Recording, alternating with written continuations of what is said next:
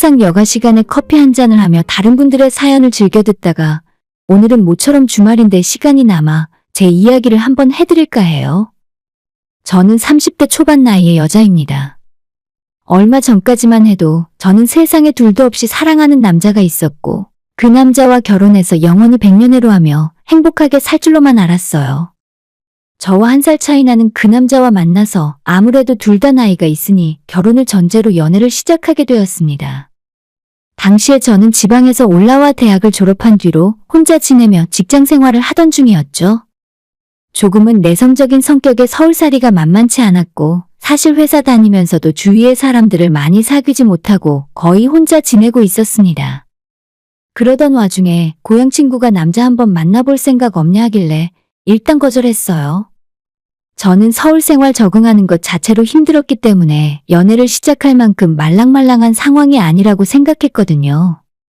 근데 정말 괜찮은 사람이고 이 남자 놓치면 평생 후회할 수도 있다는 친구의 말에 믿져야 본전이다 싶어서 소개팅 자리에 나가게 되었습니다.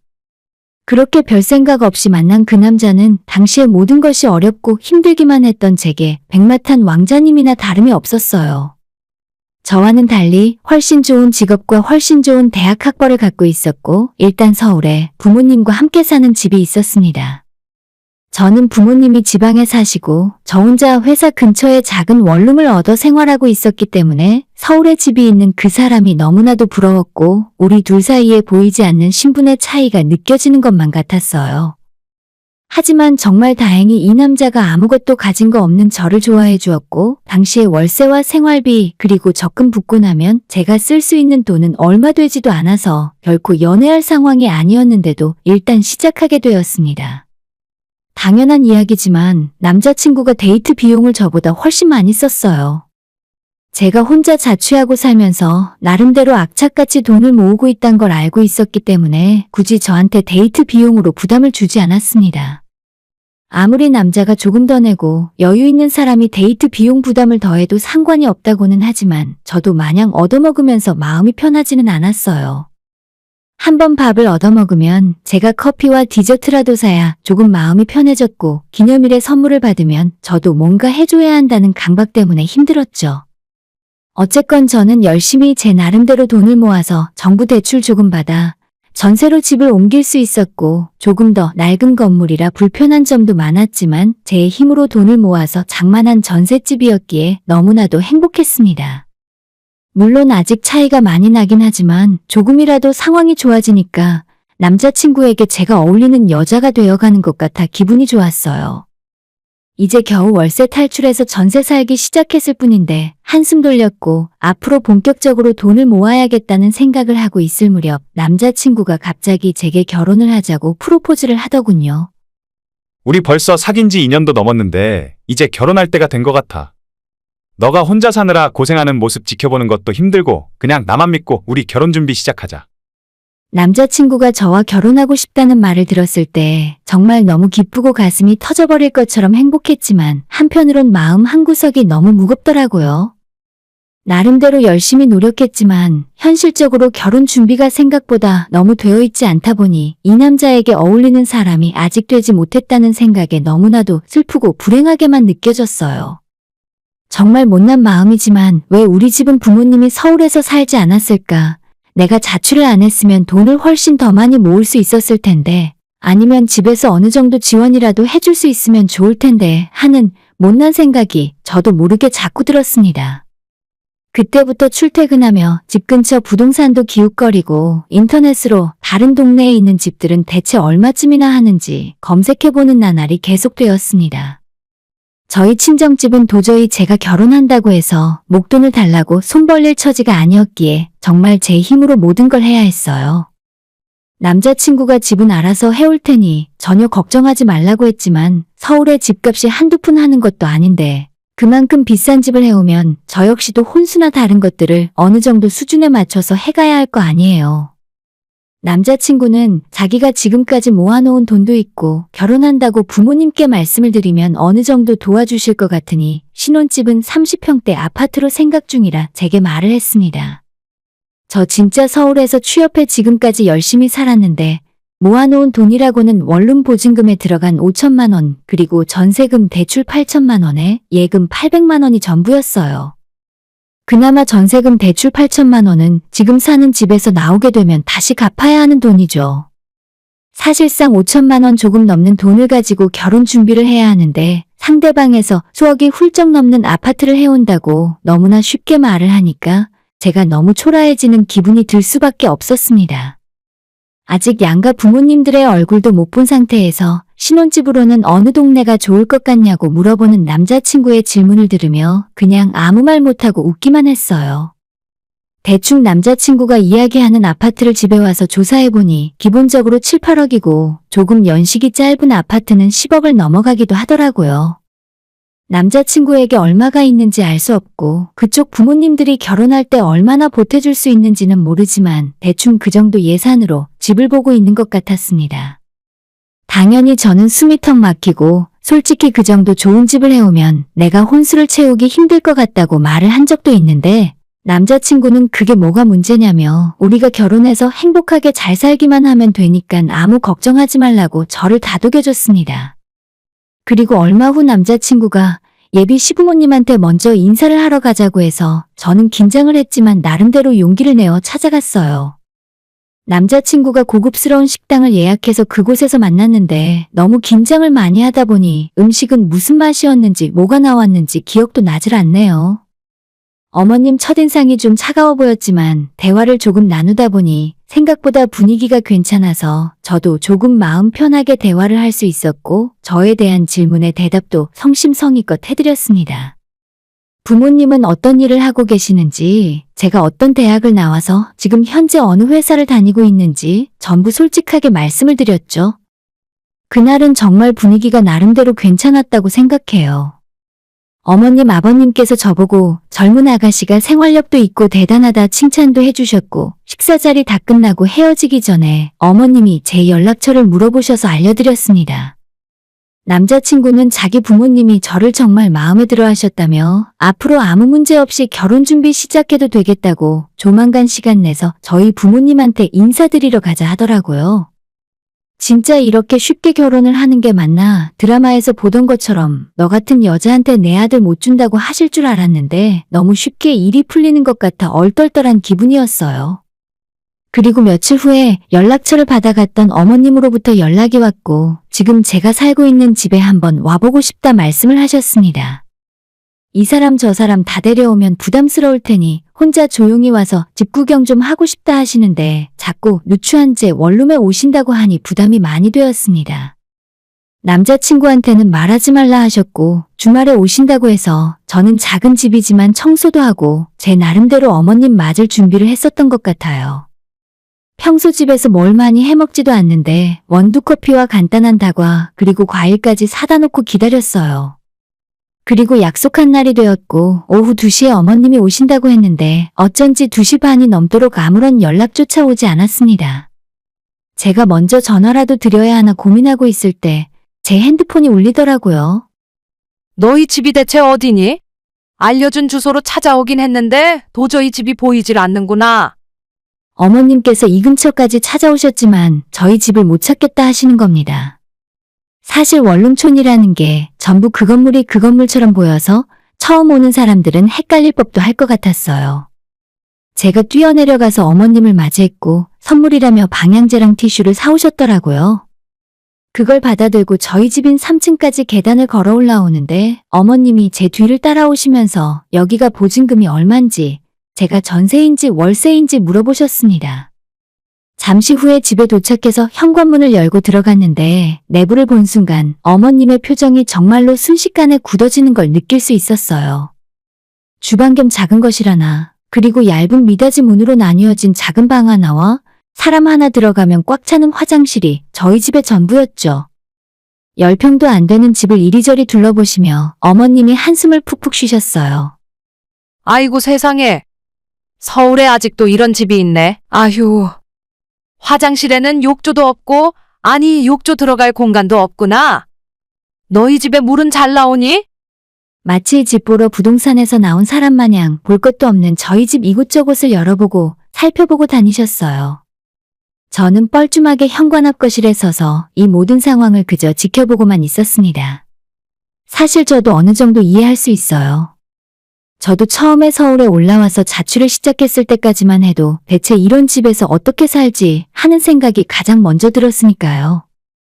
하지만 대출의 도움을 좀 받긴 했어도 그동안 제가 열심히 아끼고 돈을 모아서 전셋집을 장만한 것 아닙니까? 당장 결혼을 하기엔 제가 조금 부족한 부분이 많이 있었지만 그래도 이런 상황을 다 감안해 주셔서 열심히 사는 지금의 모습과 결혼하고 앞으로는 지금보다 더 나아질 거라고 생각해 주실 줄 알았어요. 한참을 굳은 표정으로 저희 집을 뒤져보던 어머님이 결국 저한테 하시는 말씀이 아직도 비수처럼 꽂혀 있습니다.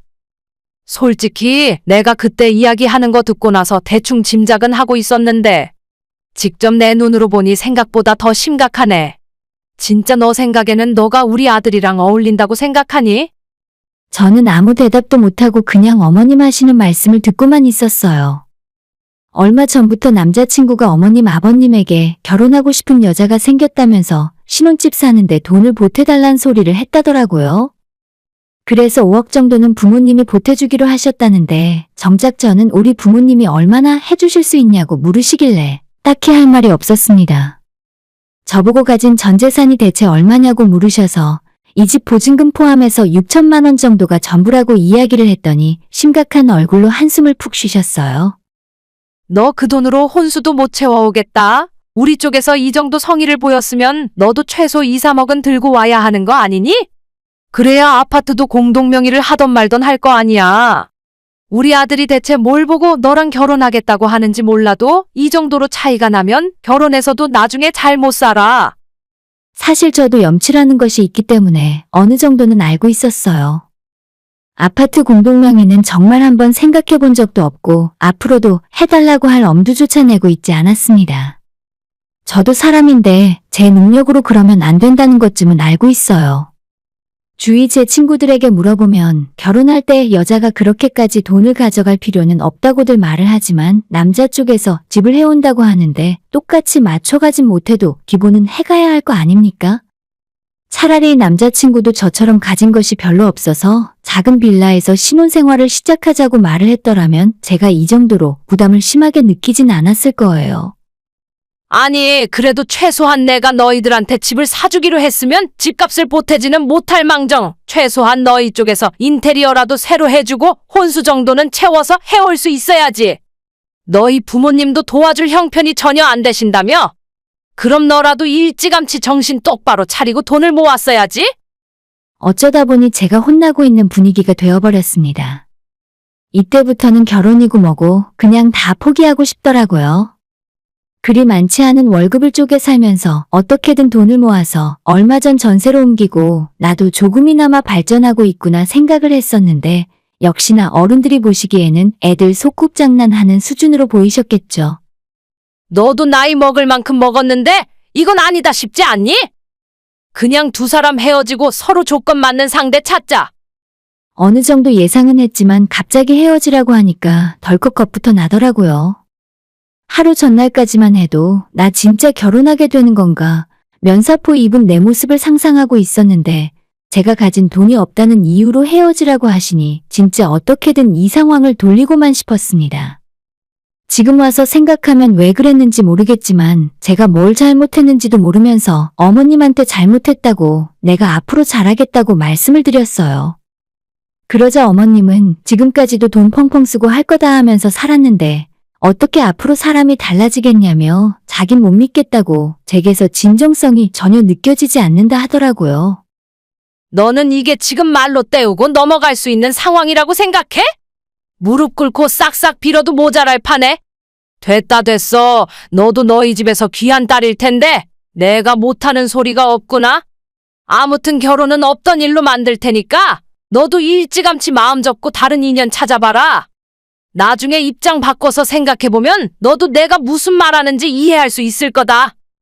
무릎 꿇고 싹싹 빌라는 말이 제게는 너무 큰 모멸감으로 다가왔고 그때 이 결혼은 절대 못할 것 같다라고 확신이 들었어요.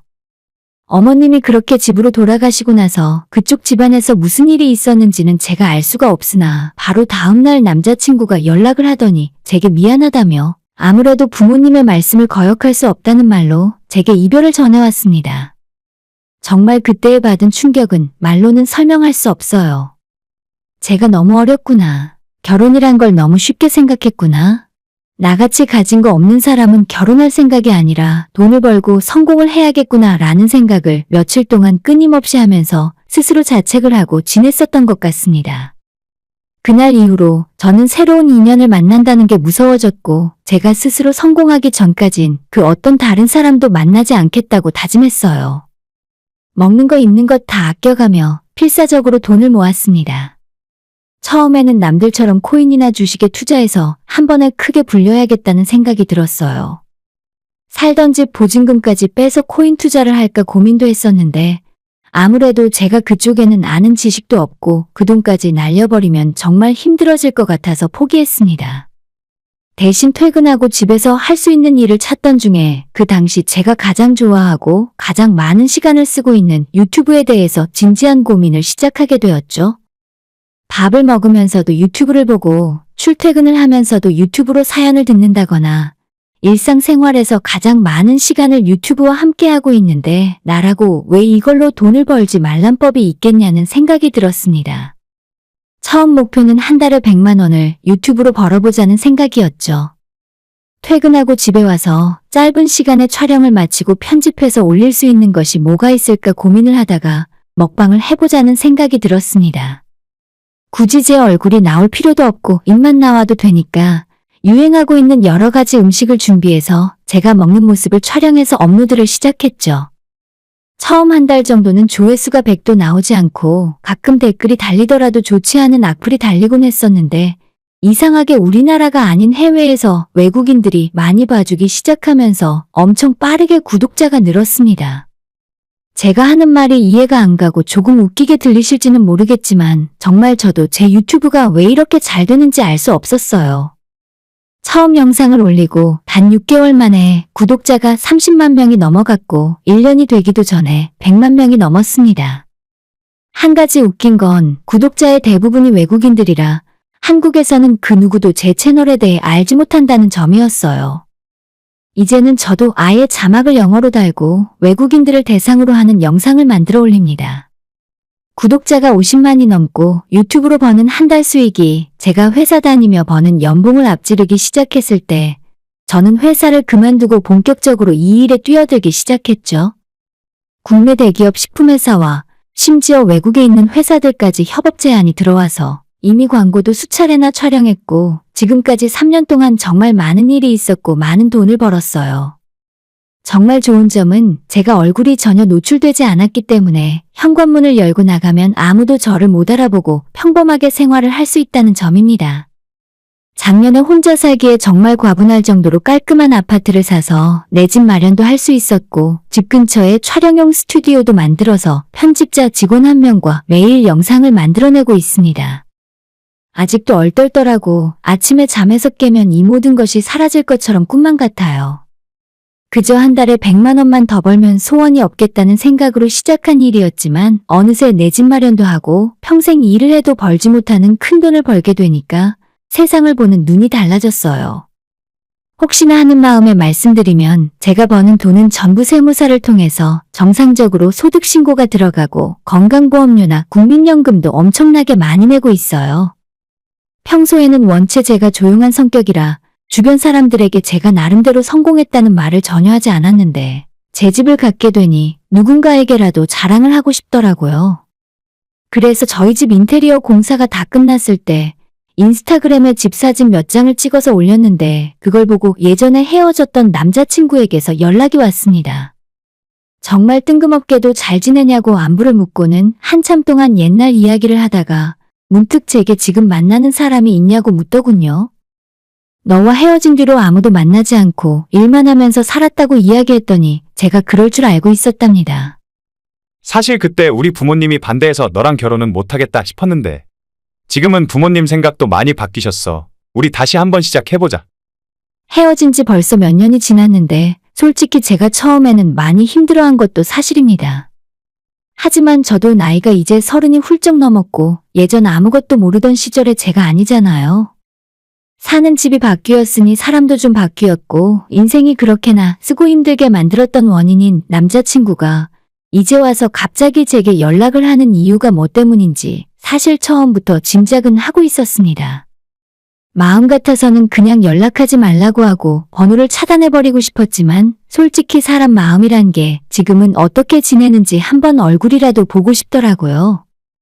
주말에 자기 부모님과 함께 저를 보러 근처에 오겠다 하길래 그러라고 했어요.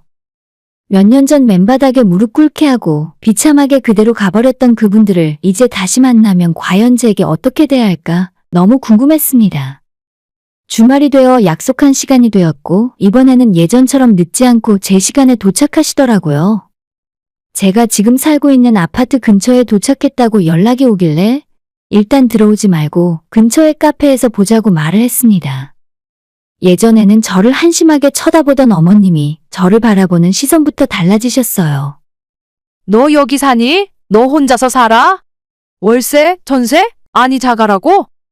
그리고 몇 년 만에 만난 전 남자친구는 그 사이에 훨씬 늙고 머리도 좀 벗겨진 것 같아서 전혀 반갑다는 생각이 들지 않았습니다. 내가 정말 죽고 못 살 정도로 좋아했던 사람이 맞나 싶었어요. 그 몇 년 사이에 제가 남자 보는 기준이 많이 바뀌었나 싶을 정도로 오랜만에 만났음에도 전혀 제 마음이 흔들리지 않더라고요. 오랜만이라며 못 본 사이에 얼굴도 예뻐지고 환해졌다는 이야기를 그쪽 부모님이 하시면서 진작에 제가 이렇게 잘 될 줄 알고 있었다고 하셨습니다. 저도 적당히 그분들이 하는 이야기를 받아들이며 거짓 웃음으로 맞이했습니다. 사실 같은 공간에 그분들과 함께하는 것 자체가 너무 힘들었는데 조금 웃기긴 했어요.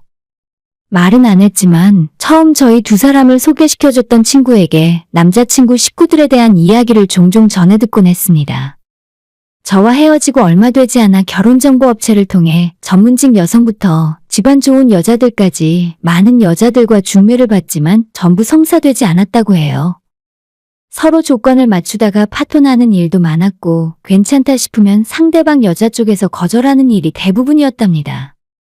생각보다 빠르게 결혼할 상대를 구하지 못하자 그쪽 집에서 가진 돈으로 대출을 왕창 받아서 분당에 17억 주고 아파트를 사놨었는데 1년 만에 5억이 떨어지면서 손해만 왕창 보고 집을 다시 팔았다고 들었어요. 이래저래 아쉬워지니까 다시 저한테 연락을 한 것 같더라고요. 유정이한테 들었어.